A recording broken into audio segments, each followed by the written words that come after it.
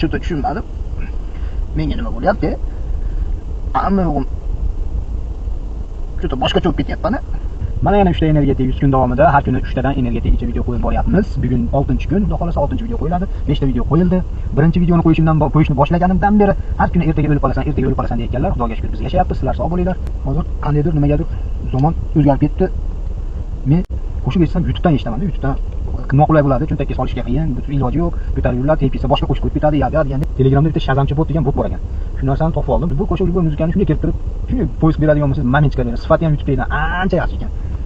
Silkani qo'yib qo'ydim, profilimga yo'tsalaring, silkasini qo'yib qo'ydim. Kirib bemalol foydalanib ko'ringlar. Sinab ko'ringlar, to'g'rirog'i. Kirib sinab ko'rsalaring, men sizlarga yomon narsani tavsiya qilmayman. Haqiqatdan maza qilasizlar. Zo'r bot ekan. Bismillahirrohmanirrohim. Xudoga shukr.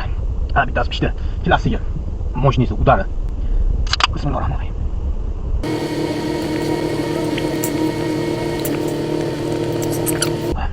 Tan olaman, oson emas. 3 tani ichib olish. Sog'lig'imga ziyon qilishi turmayapti bu yerda. Xudoga shukr. Bu narsada gaz bor, gaz. Gazi endi ozgina qiynaydi-da, qorinda. Keyin 1,5 litr oddiy suvni ichib olib ko'ringlarchi.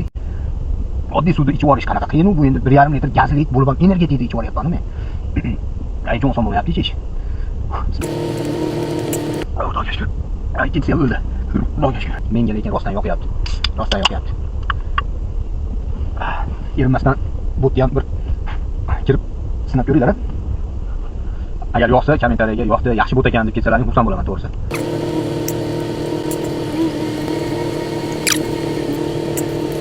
Xudoga shukr. Uchinchisi ham o'ldi. Xudoga shukr. Uchinchisi ham pishdi.